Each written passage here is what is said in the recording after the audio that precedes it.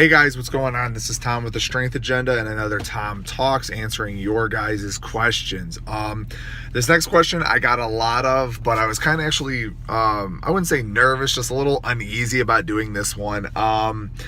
Simply just because of my background in weightlifting in particular. For those who don't know, I competed in the 105 plus kilogram weight class. That weight class has no cap. There is no cutting involved. I pretty much got to eat whatever I wanted, whenever I wanted. 9 times out of 10, just to make lighter lifters uncomfortable at local meets, I would sit and eat as I was waiting to weigh in because I was that big of a jerk sometimes. In case you haven't figured it out, this question is asking about cutting weight. Essentially speaking, people are asking, hey Tom, I'm thinking about cutting to another weight class, or how many times a meet or a year should I cut?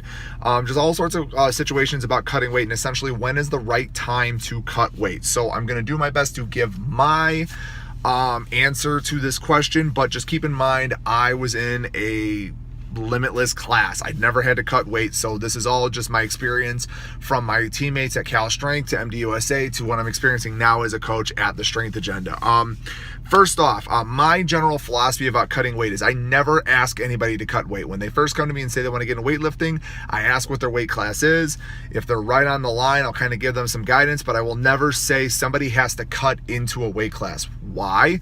The biggest reason is, because stress, essentially. When you are in weightlifting, 9 times out of 10, if you're brand new to the sport, you're learning a new skill. You have the stress of training, you have the stress of life. Why would you want to add another stressor onto that whole mix of having to cut weight as well for your very first meet? The only time I would tell somebody to cut weight is if they are really close, if they are right on the line between like that 94, 85 kilo class, and it's going to essentially take is stop drinking beer on the weekends, clean up your diet a little bit, and you're going to be just fine. Then I will tell them to do so. But if it's one of those things where I have somebody who is brand new to the sport and they weigh 99 or 100 kilos, I'm not going to make them cut 6 kilos for their first meet to get ready for the 94 kilo class. So that's my personal philosophy on there. But going back to why not, I'm a big proponent of growing into the class. 9 times out of 10, when you are working with a beginner weightlifter, they are weaker. They need to work on their strength as well as their technique. They are spending so much time honing in their technique, honing in their skill, learning how their body moves for the snatch and the clean and jerk, as well as pushing the squats, pushing pulls, pushing their presses, pushing all their strength and accessory work. Why would you spend all that time getting strong, getting a movement pattern down, just to have it affected by a hard weight cut?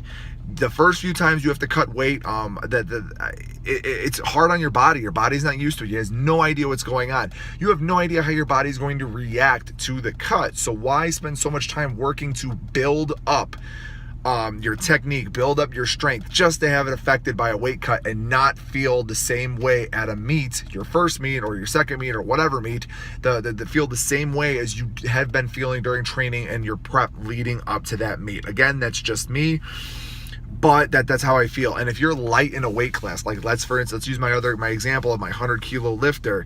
If you're light and you're going to compete in the 105 weight class, I would rather you take your time growing into that class. When I first got into weightlifting, I was about 275 pounds. Glenn took one look at me and said, yeah, you're not going to be a 105. You need to be a super. And I said, well, what do I got to do? He goes, you need to gain a lot of weight fast. So I went the wrong way about it. In a matter of about 3 or 4 months, I was up to around 300 pounds. And about 3-4 months after that, I was sitting at a plump old 320, 330. That was the wrong way to do it. I gained weight too fast. My body didn't adapt well enough to it, and I was moving like crap. I have a guy right now at the gym that is a light super. He weighs about 120, 125. He is going to be gradually building into that class. He's a little too big of a frame to be a 105 in my opinion. So we're working on him building up into the 105 plus class. when you're beginning, you want to build into a class. You don't want to just automatically cut all the way down to something or bulk all the way up. You want to take your time. Just like with the lifts itself, you're not going to get a 150 kilo snatch in a few weeks. You're not going to fill out your weight class right away either. So just like with your training and everything, it's very gradual. It's inch by inch, pound by pound, kilo by kilo, whatever. You want to be gradual. You don't want to push the envelope. And then, cutting weight in general, I feel like this is something that is a little bit of a slippery slope in weightlifting.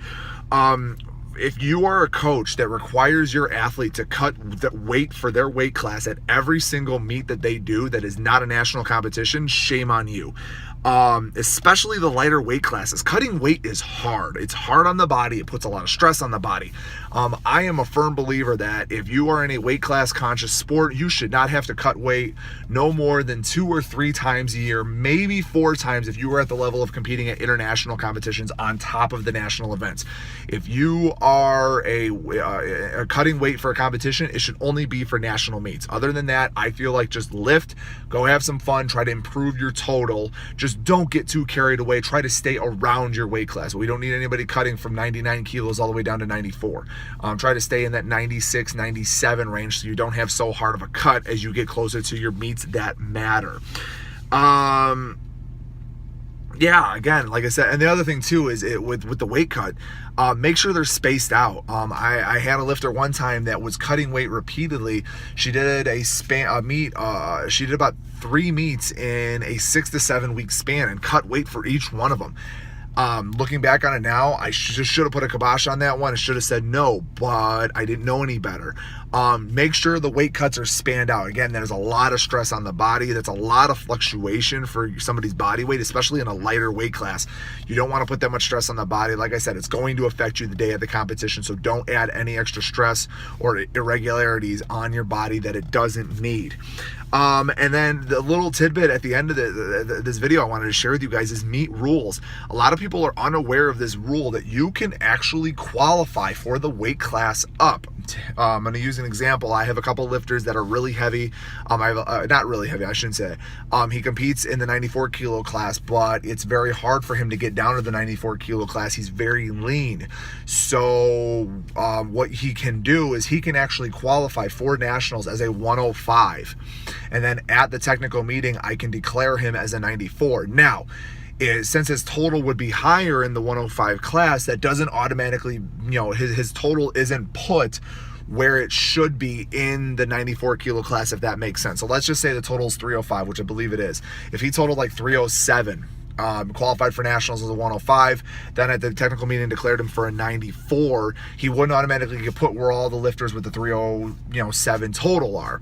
What would happen is he would just move from session to session across the board. So if he was in the B session of the 105s, he would move to the B session of the 94s regardless of where his total is. That is an option for weightlifting. Now, I wouldn't recommend it. If you can make the weight, but there are certain situations where that rule it's in place to help the athlete. Use that rule to your advantage. Now, if that rule has changed, please correct me, but I'm pretty sure that is the rule as of late. I remember a couple of my team members at MDUSA using that rule. And then, the bottom line is you want to have fun in weightlifting. Again, the stress thing. You don't want to be stressing yourself out having to worry about cutting weight unnecessarily, having to restrict every little thing, having to micromanage every little detail. Go to the gym, train with your team, train with your coach, train with your friends, have fun, get after it, improve, see that physical improvement, and if you're right on the border, cut weight. If you're not, grow into your weight class. Just know that you got to be patient and it's going to take some time. So that is my viewpoint on weight cutting. I am a firm believer that unless you are right on the line, don't worry about cutting weight. Grow into your weight class. If it's going to improve your placement significantly at nationals by going to a lower weight class, then by all means do so. Other than that, there's no need to. And then cutting weight, you don't need to cut weight for every meet. You should cut weight 2, 3, maybe 4 times max a year.